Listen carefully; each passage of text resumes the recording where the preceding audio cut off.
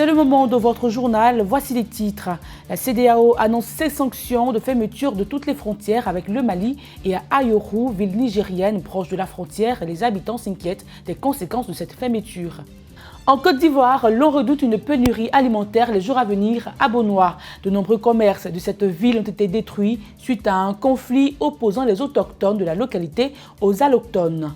Notre envoyé spécial Henri Nomke était dans les cités du Popo-Carnaval. Reportage dans quelques instants. Et puis la Commission économique pour l'Afrique a lancé la semaine dernière le Centre africain de surveillance des prix sous la présidence du vice-président du Ghana, Mahamoudou Baoumia. Bonsoir à tous, ravi de vous retrouver. La CEDEAO a décidé donc de fermer toutes ses frontières avec le Mali et de mettre à l'arrêt les transactions économiques et financières. À Ayoru, ville nigérienne proche de la frontière, les habitants s'inquiètent des conséquences de cette fermeture. Christian Gokra.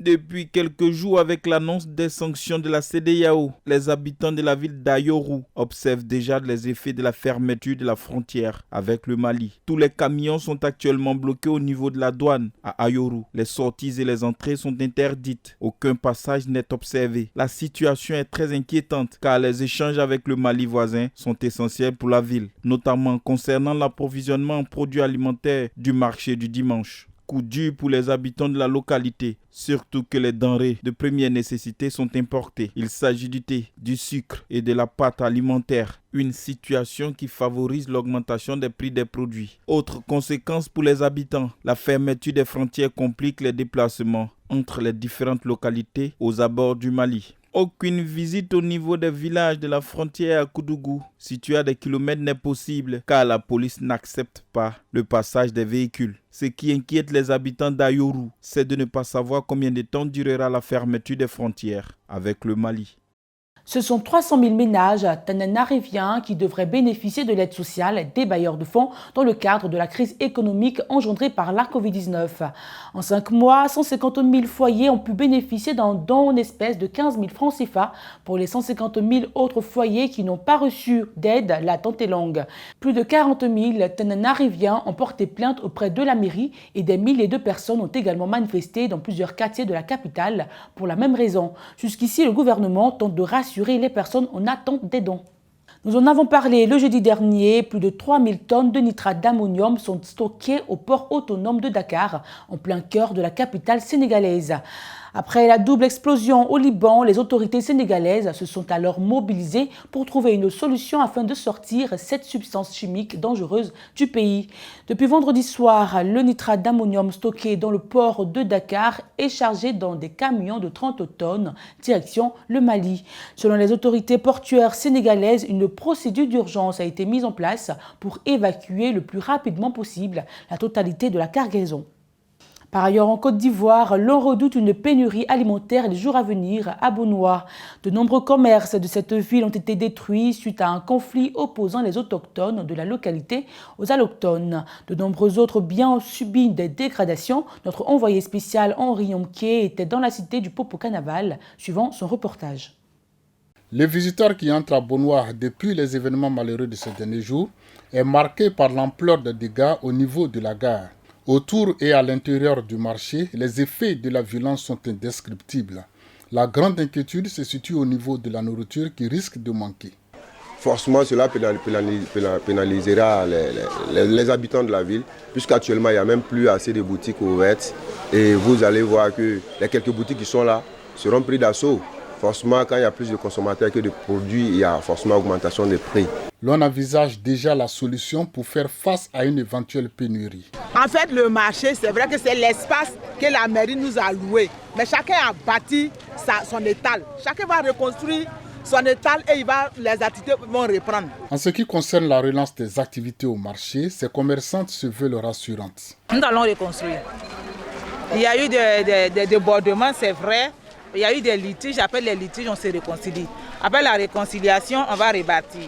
Des actes ont été commis. Il y a eu perte en vie humaine avec de nombreux dégâts matériels. Cela laisse forcément des traces. J'aimerais véritablement profiter de votre caméra pour lancer l'appel à tous les jeunes qui sont encore en colère.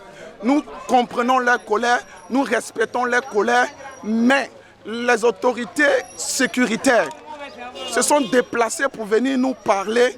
On a entendu, on a compris et on accepte l'appel qu'ils nous ont lancé, la demande qu'ils nous ont faite. Nous avons accepté cette demande et nous disons que maintenant, place à la paix et place maintenant au processus de réconciliation. Espérons que la médiation des autorités va porter fruit pour préserver cette brave population d'une éventuelle pénurie alimentaire.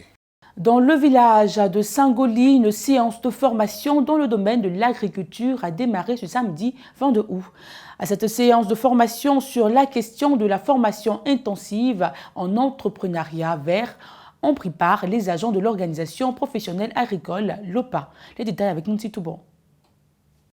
Afin de pouvoir se prendre en charge, entreprendre et assurer la relève, près de 80 jeunes OPA pour la première vague ont été invités par la fondation Semol de la Corée du Sud située dans le village de Sangoli, Sulas Boaké Sakasu, à prendre part à une séance de formation le samedi dernier. Le but escompté vise l'entrepreneuriat vert de ces jeunes dans le domaine agricole. Sila Mahamoudou, responsable genre et restructuration d'EOPA, explique que l'entrepreneuriat vert est une émulation à apporter aux jeunes dans le secteur agricole pour qu'ils puissent améliorer leur employabilité. Ici, le focus est fait sur le vert pour expliquer la transition du système de production allant d'une agriculture conventionnelle vers une agriculture plus durable sur le terrain. Par le vert, il faut entendre une agriculture biologique.